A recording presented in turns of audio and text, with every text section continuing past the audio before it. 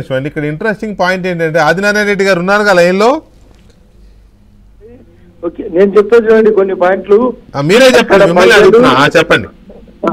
ఇప్పుడు అక్కడ ప్రజలు వివేకానంద రెడ్డి హత్యను మొన్న ఎలక్షన్ల కంటే ఎక్కువ గుర్తించడానికి కారణం మొన్న సుప్రీంకోర్టులో జరిగిన పరిణామాలు. వాళ్ళ సొంత సోదరిమణులు ఇద్దరు ఓపెన్ గా క్లియర్ కట్ గా ఈయన దాష్టికాన్ని అంతా బయటకు చెప్పడం, అమ్మ మీద కేసులు వేయడం, వాళ్ళ పాడా పంచును వాళ్లకు పాడా పంచు కొందరికి ఇచ్చి కొందరికి ఇవ్వకపోవడం, వాళ్ళ పేరుతో ఇళ్లను అకౌంట్ కబ్జా చేయడం, వాళ్ళ ఏరియాలో ఉండే అరటి తోటల రైతులను సీనియర్ రైతులను అందరూ కస్టమర్లను చికెన్ అమ్మే రేటును వాళ్ళే కబ్జా చేయడం. అంటే ఆ కంపేరిటివ్ విత్ ఒంటి మిర్చ కంటే ఇక్కడ ఎక్కువ దొంగతనం జరిగింది, దోపిడీ జరిగింది.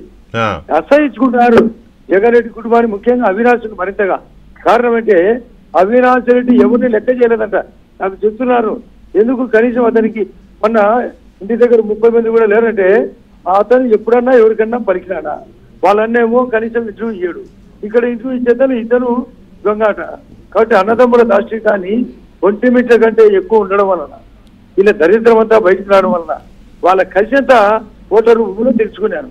ఇది నా అభిప్రాయం. మీరు అన్నదమ్ముల దాష్టికం మీరు అన్నారు కాబట్టి మిమ్మల్ని కూడా అడుగుతున్నా ఈ ప్రశ్న. ఎందుకంటే రవి గారి కంటే మీరు సీనియర్ కాబట్టి ఈ ఓటమికి బాధ్యుని చేస్తూ అవినాష్ రెడ్డిని బలిపశువుని చేస్తాడు జగన్ రెడ్డి అనే చర్చ ఉంది. ఇప్పుడు ఇక్కడ వాళ్ళు బలిపశువులను ఎవరినైనా చేస్తారు వాళ్ళ అవసరానికి. చిన్న చేసినాక తన మన లేదు అన్నాక, చెల్లెళ్ళను బలిపశువులను చేసినాక, అమ్మను బలిపశువులు చేసినాక, బలిపశువులు వాళ్ళ అవసరాన్ని బట్టి వాళ్ళ ఏ క్షణమైనా ఎవరినైనా వాళ్ళ పదవుల కోసం డబ్బుల కోసం బలిపశువులు చేయడం ఒక అలవాటు. అందరికీ తెలుగు కూడా కావచ్చేమో మీ యొక్క అభిప్రాయం, దాంట్లో ఏం కొత్తది ఏం లేదు, రుచిని సీన్ ఇది. ఓకే, అంటే నా అభిప్రాయం కాదు, ఆ ఏరియా నుంచే మీ ఏరియా నుంచి బాగా కుటుంబాల గురించి మీలాంటి మిత్రులు చెప్పిన మాటలు బట్టి చూడండి ఈ ఓటమిని. ఒక్క మాట, ఇప్పుడు అందరికి కంటికి తెలిసినదే కదా. అవును, సొంత చెల్లెలు చర్మినారు, సొంత చిన్న ఆయన కూతురు ముందు మా మీద దోషం దోషి, చివరికి సునీత రాజశేఖర రెడ్డి హత్య చేయించినారని దోషి. అటువంటి క్యారెక్టర్ ఉండే వాళ్ళు ఎవరినైనా ఏమైనా చేస్తారో లేదో మీరే చెప్పాలి. ఇప్పుడు నేను చెప్పడం కదా, అంటే అవినాష్ రెడ్డి కూడా జాగ్రత్తగా ఉండాలి. Question answer reverse question. Okay, అంటే వాళ్ళ నేచర్ అటువంటిది.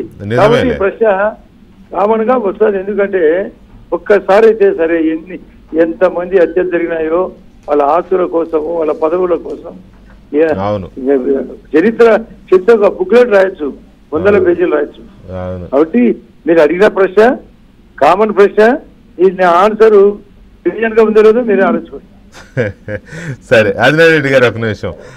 రవి గారు, వాట్ నెక్స్ట్? పులివెందుల్లో పాగా వేశారు, జెండా పాతారు ఇవాళ. ఇక నెక్స్ట్ టార్గెట్స్ ఏంటి? ఎందుకంటే నేను ఎందుకు ఈ పదం వాడుతున్నానంటే నిన్న ఇవాళ స్టేట్మెంట్లు అప్పుడే ఇక చూడండి పరిణామాలు ఎలా ఉంటాయో.